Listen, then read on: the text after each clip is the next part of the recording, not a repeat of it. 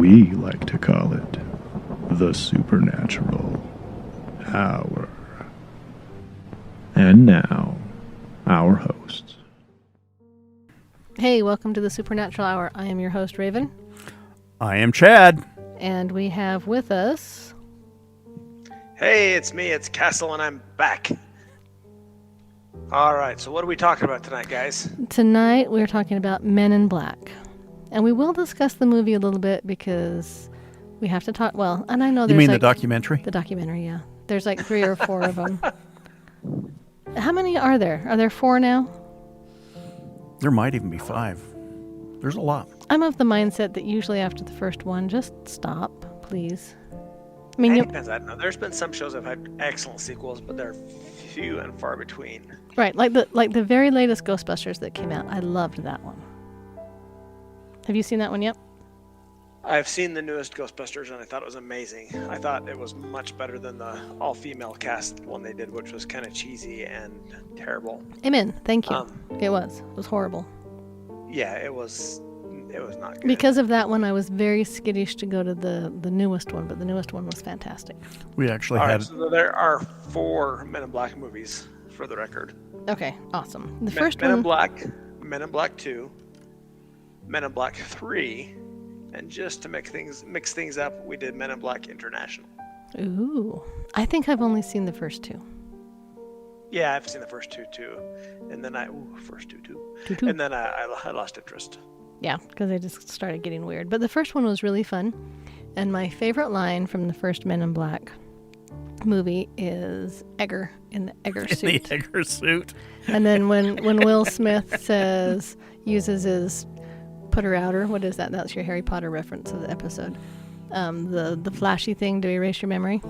Oh, yeah. And he's telling the lady, and you got to get some new curtains because damn. I love that line. That is the best line in that movie. All right. So anyway, we're not necessarily talking about the movie Men in Black, although we will reference it a lot. The idea behind Men in Black is, hang on. So, kind of the idea of the movie Men in Black comes from a genesis of some real things. Some comic books that were done before and some other things. But that's, it wasn't the movie and then things happened. It was things happened and then the movie. Right. The movie was, spawned off of folklore and hearsay. When I say folklore, urban legend. But there are a few things that people said, I think there's a thing. And the origins trace back possibly, we're not sure if it's before, but kind of the ground zero that we know of is June 27th, 1947. And it was because of a man, a boy, and a dog on a boat. And that almost sounds like the punchline to a joke. Yeah, it does. Doesn't it? A Catholic, the Protestant, a dog, and and a a boy rabbi walk into a bar. Exactly. With a boat. On the boat. Okay. It's a bar on the water. I'm just kidding. Okay, we digress. So basically Men in Black are described as wearing black suits, hats, sunglasses, driving black cars. Again, think the movie, think Will Smith. What was the name of the other guy? I love him. Tommy Lee Jones? Yes. Okay. Wasn't he M? I think so. Yeah, I forget their letters. Anyway, so totally think them. Okay, FBI looking. Some say that real Men in Black have strange appearances, like really odd complexions, glowing eyes, or other supernatural features. Some say that they're actually shape-shifting aliens. And if you've seen the movie Men in Black, that kind of makes sense to you, right? If you haven't, this is not a spoiler because that movie is super old. It's from 1997, so do not email me about spoiling the movie that's a bazillion years old. I think that'll be our thumbnail. We'll have spoiler alert on the thumbnail. Oh, for heaven's sakes. If we talk about a movie that's older than 2 years old, it's not a spoiler. Okay. Documentary. And just keep in mind, UFO hunters and Men in Black are different. They're not the same thing. Who's the guy with the crazy hair? Papadopoulos or whatever. Yeah. Yeah. I was going to look up his The name. Ancient Aliens guy? Yeah, they don't like Oh, the yeah, Men yeah. in Black because the Men in Black try to shut them down. So these aren't the same thing. So the story goes, let's go back to the dog, the man, the boat, the car, whatever. I am interested. Okay, so as the story goes, the fellow's name is Harold Dahl, D-A-H-L. Okay, he was on a Terrible name. Oh, I'm Harry Doll. Shape the damn thing. point to the doll where it hurts. Okay, he was on a conservation mission in the Puget Sound near Washington's Maury Island, and he was gathering logs, and he saw 6. He described them as donut-shaped obstacles that were hovering about a half a mile above his boat. And they just kind of hovered there, and before long, one of them fell, and he's saying it's about 1,500 feet, and then it rained like metallic debris, and his son was with him in the boat, and some of it hit his son. His son's name was Charles, hit his arm, and it hit the family dog, and it actually killed the dog. The dog didn't survive being hit by this metallic debris. So Dahl was able to take some pictures of the aircraft with his camera, and he showed these pictures to a supervisor, and his supervisor's name was Fred Chrisman. And Chrisman was really skeptical, and he went back to the scene, and he saw some of these strange aircraft with his own eyes. He's like, oh, not only am I seeing debris, I am still seeing some of this aircraft. So the next day, Dahl was visited by a man in a black suit. And they go to this diner, and the man was able to tell in just minute detail what Dahl had just experienced. And it says, this is a quote according to author Gray Barker's 1956 book called They Knew Too Much About Flying Saucers. It says, what I have said is proof to you that I know a great deal more about this experience of yours than you'll want to believe. And that's what the man in black said to Dahl? Mr. Dahl. To Harry Dahl, to the Harry Dahl. And Dahl was told not to speak of the incident. If he did, bad things would happen.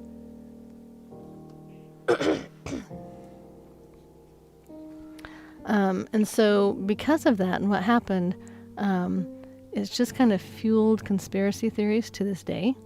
But the U.S. government came out later and said, oh, no, you know what happened? There was a hoax. And even Dahl and Crimson admitted it was a hoax.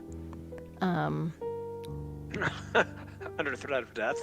I know, right? But then you go, this is where the conspiracy comes in. It's like, but did they say it was a hoax because it was a hoax, or did they say a hoax because a man in black threatened them? Hence the conspiracy. But it's just really the key obsession for everybody is this UFO enthusiasts, and it's just has spread into American pop culture. And like Chad was saying, just thanks to this comic book series and the Men in Black movies, just in general. So when did this happen with Mr. Dahl? With Harry Dahl? 47, Yes. did you say? It was June 27th, 1947, to be precise. That? Which is kind of interesting if you think about it, because that's kind of when the UFO craze actually started. Yeah. Because, I mean, you just ended World War II. You've got the United States government, just coming out of this brutal war. We're just starting to ease our way into the Cold War with Russia. We've got a lot of crazy experimental technology that we're working on. You've got, Area 51. Yeah, Roswell had just happened or would happen very shortly to that, closely to that. Exactly.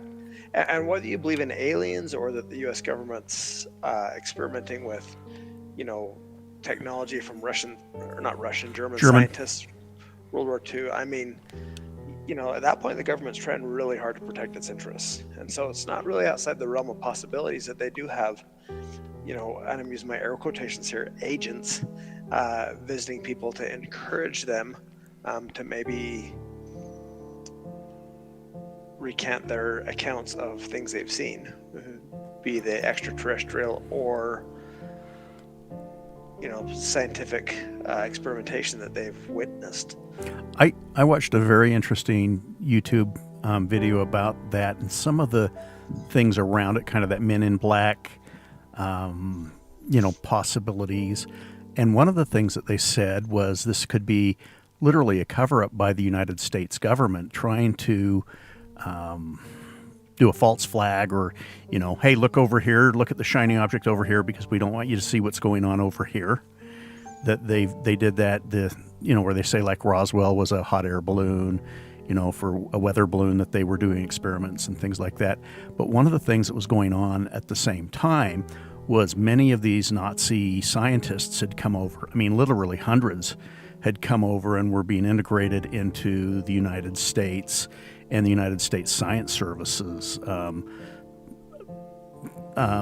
became NASA, with Wernher von Braun and other people. And was this something to distract people into, look at the shiny object over here and don't pay attention to the man behind the curtain kind of thing? Ooh, Yeah, and I can Wizard of totally Oz. see that. Yeah, and see, just with, I believe that there are aliens. I really do. I just don't believe they have come to Earth as often as people say they do, if at all. So my first knee-jerk reaction is that whatever's going on is more military.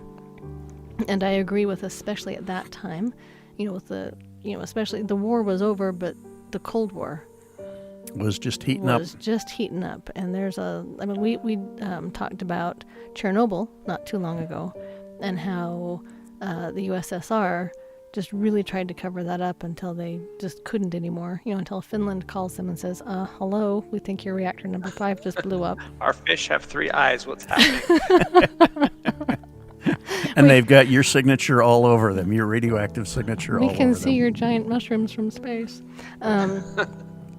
Yeah, so I have, I have no issues with actual Men in Black, doing some cover-up, whether it's,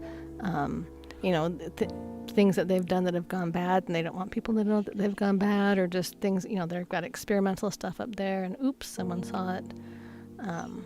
Again, it reminds me of Harry Potter. You've got, wizards running around obliviating people's brains so they don't remember that Ron was flying around in a flying car. Yeah, well, and I'll go with an experience that I saw. We talk about UFOs, and I've related this in a previous episode. But in the early 1980s, maybe mid 1980s, I was coming back from California, and there's a pretty good space on I-15 where there's a kind of a bluff, and then it goes down into a valley for several miles, and then back up onto another bluff, and it's just long and straight and everything else. And while I was down in that valley, 3 black supersonic jets buzzed right by us, like something I had never ever seen before. And you got to remember, this is early 1980s. They were the stealth fighters.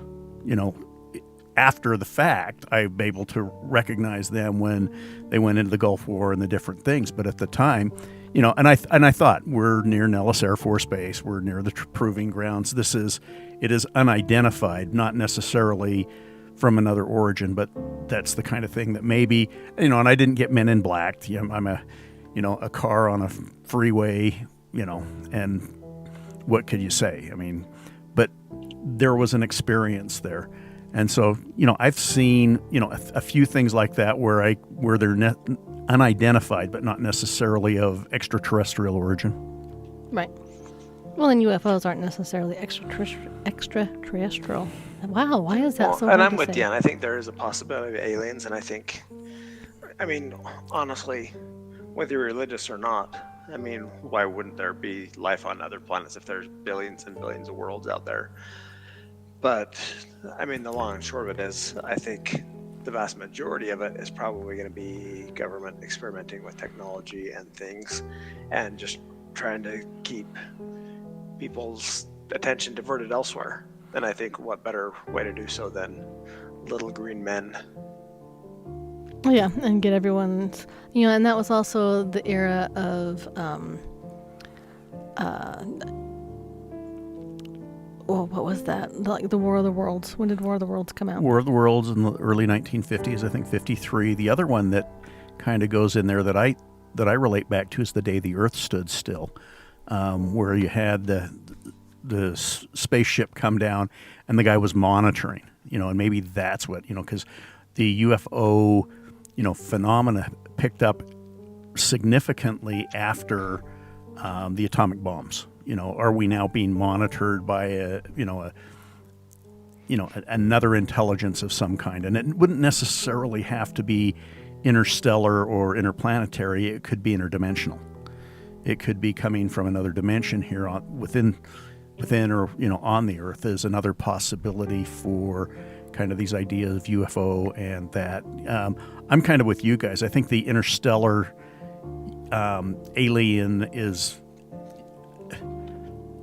possible but not probable because of the space and time of how we know it. And of course, we don't know everything, and people might be able, other races may have, warp drives and things like that we've, dreamed up in science fiction. But, at this point, we're not aware of any other, civilization of any kind, let alone, or life anywhere else, let alone interdimension or any interstellar kind of flight with our physics.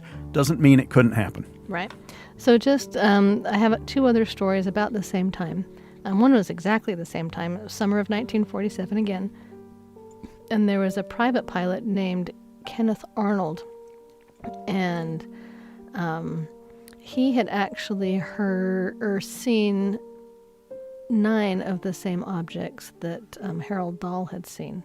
And he was also visited by a man in a black suit who promised to harm him if he discussed his sightings of these objects. And he was in the Tacoma, Washington area. The third story, actually, this is the most famous one, and it comes from a fellow named Albert Bender. And this was in 1952. Is that wrong? I have a hard time taking the name Bender seriously. He's on a bender. I thought the same thing. He is a bender. Wasn't that the name of the robot on, what's the... Futurama. Futurama, yeah. Okay, so Bender, let me tell you what he did. In 1952... I'm just thinking of that damn robot. Maybe that's our thumbnail. Bender the robot. Okay, so he created the International Flying Saucer Bureau.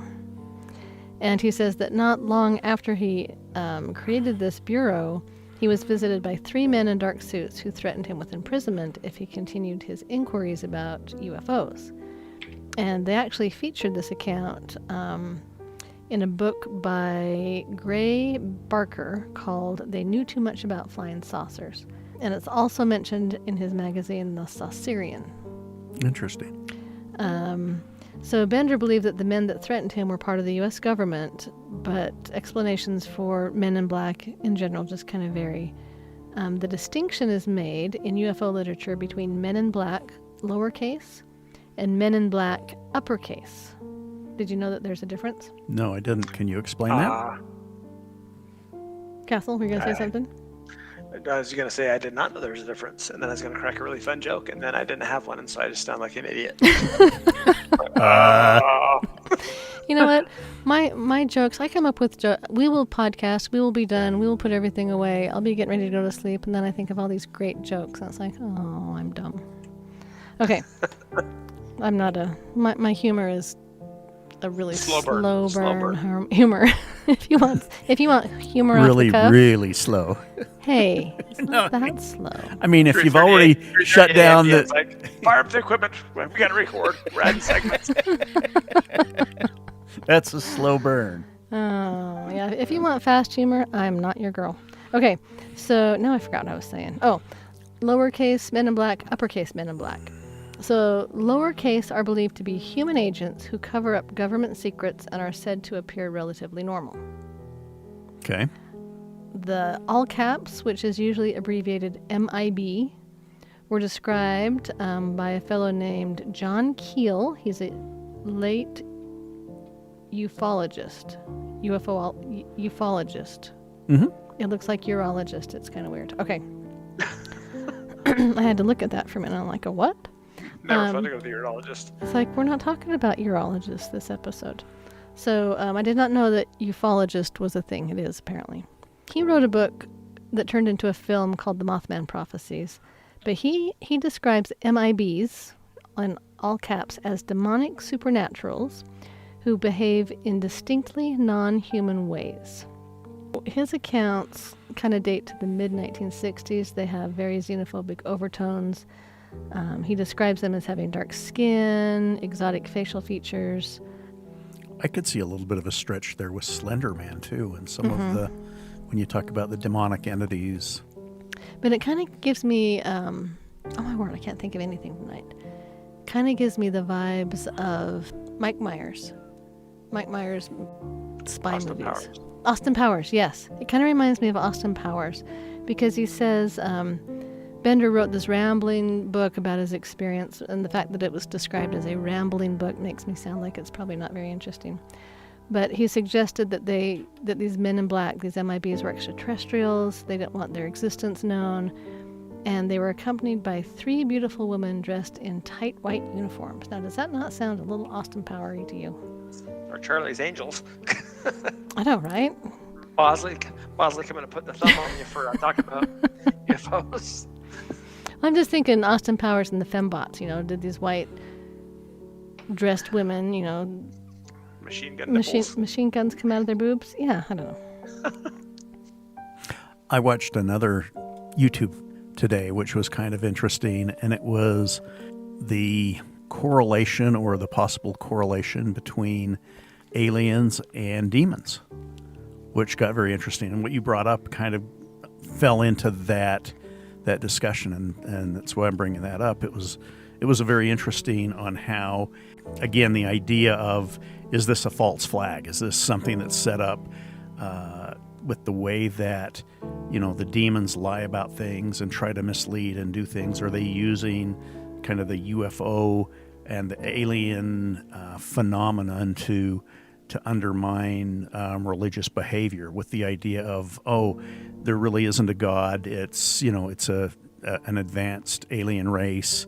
It's this or that, and trying to get away from some of the Judeo-Christian and even, Hindu, Muslim beliefs on deity, that this may be a way for demons to try to false flag away from religious significance and spiritual significance, true spiritual significance, to a secular, almost scientific kind of an approach to things. It's interesting you say that, because I haven't entertained that thought aloud, but I have entertained that thought before.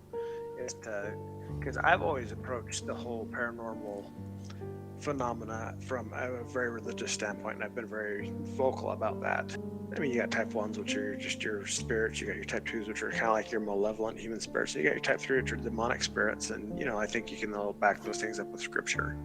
But those type 3s are deceptive, and I've always kind of wondered, I thought, how do aliens fit into this whole thing? And I do believe, like I said, I do believe in aliens, but I don't know that they're necessarily here, abducting cattle. Although cattle are delicious, and if I was an alien, I'd abduct some cattle because they're yummy. But yes, they are. That being said, the false flag thing is kind of an interesting take on that, because, what better way to distract humankind from, following a deity than to be abducting cattle and probing things and, convincing people that it's something else. That's make believe. Right. Well, I'm going to hop on the little religious train here for just a second. But in the scriptures, it talks a lot about false Christs being in the latter days, and could this be one of those false Christs? I'm using air quotes. Because people get so wrapped up in the UFOs and the conspiracy theories. So one of the things that was interesting in this UFO documentary with what are demons and aliens, one of the things that they said is many of the purported alien abduction accounts, when people talk about what happened to them and their recollections, many of them can be very closely assigned to satanic rituals on the things that are happening with people being abducted and the probings and the different things. And they went through a number of those kinds of things, which was kind of interesting. Again, that idea of, is it actually a satanic paranormal kind of thing rather than an alien extraterrestrial event or experience? Right. One of the things that I found interesting is as I was reading this, it says, the whole idea of men in black, and this is in uppercase, was accepted by a lot of people at the time, especially in the conspiracy-prone UFO community, partly because just it legitimized what they said. If they said, oh, I had this eyewitness account, and men in black came to my door and told me to shush, or I would be, hurt or, imprisoned or whatever, it just would lend some legitimacy to their story. Because if it's bogus, why would the government have any interest in what they were talking about? And if you said the men in white coats paid you a visit, well, there's a whole nother discussion. We have other podcasts about that one. Did they buckle in the back? Paranormal or mental illness? So, one of the things, just kind of in conclusion, is it talks about, are any of these stories true? It's possible, that government officials could go and try to hush things up. I don't doubt that at all. I don't doubt they do it on stuff that has nothing to do with what we're talking about. I mean, I'm sure there's different aspects of things the government's involved in that, people start getting a little too loud, then, an unidentified government agent, comes and pays them a little visit and says, you did not see us drilling over there, and if you did, then you may have another little visit that you may not, that your family and friends will put you in a milk carton. Exactly. And it does say that it's really easy to hoax men in black, because all you have to do is say, yeah, I was out one night, saw a UFO, some men in black drove up, told me to shush.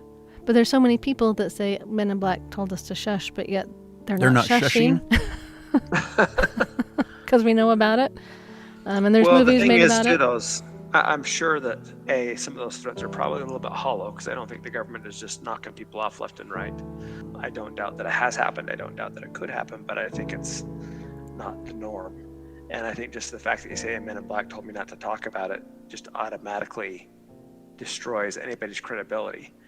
In any day and age, I mean, if you go out and say, hey, I was out watering the dog and I got probed, people are like, okay, Yeah, well, sure it wasn't a man in a white coat that was paying you a visit? Yeah, and when you say that, I think of the fellow in Independence Day. Mm-hmm. You know who I'm talking about? I'm terrible with names. Randy Quaid. Yes. And he was telling people that, he was abducted by aliens and getting probed, and everyone was making fun of him. And then later when He's like, I'm back, boys. Yeah, and later when the aliens happen, the same people that were making fun of him are going, and yeah, he told us, and he's awesome. And, yep. Yeah, very interesting. Yeah, and it does say here, just in the article, that I forgot to write where I got it from, so I can't cite them. Sorry, this is not me though. So if you're listening to this and you wrote this, I'm not taking credit for your stuff. But it does say folklore from around the world often describes such figures as representing Satan or other dark forces. And we've discussed that a little bit tonight, but that still is a thing. But it does say men in black reports, by and large, over the last few years have kind of fallen out of favor. And it might partially be because we're not doing the space race and trying to get to the moon before the USSR. We're not having all of these post-war scientific things going on, and that might have been why. And maybe just the advent of cell phones, where people can take pictures more and and videos, and there's just more presence in the world to be able to capture things like this. It's actually become more of a pop culture joke, Men in Black. Mm-hmm. Well, the reality too is in an information age where anybody can hop on the internet and anybody can post anything on the internet. There's so many conspiracy theorists out there that with the advent of the internet, I mean, people pretty much cause a loss of their own credibility. And so I don't think Men in Black have to lean on people, because now it's just like, oh, he's on there with the 10,000 other crazies. Yep. And so it's not quite as, I don't know. You guys know what I'm trying to say. Might not be as important to discredit them. They discredit themselves, even though right. It may be real. When you got 10,000 other people on the internet talking about, 10,000 other crazy things. Having satellites to do mind control. What's one more guy who saw, little green men coming out of a government spacecraft? Yeah, don't even get me going on what people will believe these days in politics. So just shh. Some of y'all believe some crazy stuff. Let me just put it that way. And I think it's interesting because if I just quote this little article again, it says, Let's see. Men in Black have become something of a pop culture joke. What may have seemed menacing a half-century ago elicits more than a laugh these days. At least that's what they want you to think. So maybe they are still out there. Maybe they just don't have to work as hard. Interesting thing about conspiracy theories. I mean, we don't know which ones are real, which ones are fake, but I mean, I think a lot of people, myself included, take conspiracy theories with a humongous grain of salt. You know, like the World Trade Centers. Did we blow up our own trade centers? I don't think we did, but there's an awful lot of people out there who believe it. You know, and that goes with anything. Oh yeah. There's going to be a conspiracy theory to anything out there. I mean, I don't know that our little sister listens to this, but we have a little sister who is very prone to conspiracy theories, and following her is entertaining in and of itself because of some of the stuff that she believes. Oh, I spend half my life Talking people down? talking my little sister and a couple cousins down off a ledge. Love you. Some of the cousins listen to this. Love you, but y'all have some weird. Some of y'all have some weird ideas. Y'all sometimes. are crazy. Y'all are crazy. Because everything I believe is 100% sane. And you run a paranormal podcast Shh, quiet. and a ghost hunting group. Shush. Okay. Do we want any more on Men in Black before we move on? I don't have anything else on that. Castle? Do we know whether or not the black has got pinstripes? I think if it did, it would look kind of cool. Just a thought. It is But from no, it I is have it is the nothing else. 1940s. I'm going to say in the 1940s they probably had pinstripes. That's not the way they depicted it within the Will Smith movie. It was all black. Yeah, but that was in the 1990s. Well, our topic was brought to you by Oteos. I'm going to get an honest evaluation from Castle. What did you think of Oteos when you went? I thought Oteos was awesome. For those in the Utah County area or even Salt Lake County area, or anybody willing to drive just a little bit, Oteos in Linden is fantastic. It's a Mexican restaurant, but it's not your typical Mexican restaurant. It's like chef food. It's like when you go somewhere and your food's pretty, it's like that. But it's like if a traditional Mexican restaurant and a pretty chef food Mexican restaurant had a baby, because you still get decent portions, but your food is pretty and it's designed by a chef and it's absolutely delicious and it's completely totally unique. It's not like you go to a Mexican restaurant and you get your tostadas and your chimichangas and you got your burritos and your enchiladas. No, you go in there and they've got I can't even think of some of the dishes off the top of my head, but I know that I got a steak and it was phenomenal. What are some of the menu items? Do you remember, Deanne? I don't remember the names of them. I just point at stuff and they bring it to me and it's delicious. Yes, it's one of those That's places. how my the brain menu's works. The menu's got like 8 items on it, but you honestly don't need more than 8 items because the 8 items they have are phenomenal. Right. If you're watching on YouTube, look above or look to your screen, and we'll have a couple of pictures of a couple of dishes that they have. Right, and we ordered an appetizer and a dessert, and we know the owner. We've worked in conjunction with him on a investigation before, and we'd like to do that again someday if we can figure it out. But he recognized me, and he sent out the other dessert. He's like, "You got to try this dessert," and so he sent that one out to us, and they were both fantastic. Yeah, I absolutely loved Oteos. Anyway, so you got to go there. And they'll catch it by surprise because just to warn people, when you pull up outside, you're like, "What? This is it?" Because it's a small little place, and it's not fancy on the outside. It's not even fancy on the inside, but the food is, like I said, it's awesome. And it wasn't that expensive. No. It was very reasonable, and like I said, it's like pretty chef food, but it's not like those pretty chef food portions where you're like... Where you have to go just to getting McDonald's afterwards to fill up. Right. That was It's like, pretty. that was good, let's go out to eat now. Yeah, that was pretty, and it cost us $800, and now I need a Big Mac. No, it's not like that. You actually leave full. Mm-hmm. Excellent food. Yeah, Mosey and staff do a great job with They that. really do. So go support them. Anything else? I think we're good. I think we got it. Stay spooky, my haunty friends. Hey, have a great night. Out we go. You've been listening to the Supernatural Hour at AdvancedParanormal.com. The Supernatural Hour is part of the Radio Ronin network found at RadioRonin.com. Copyright by Advanced Paranormal Services.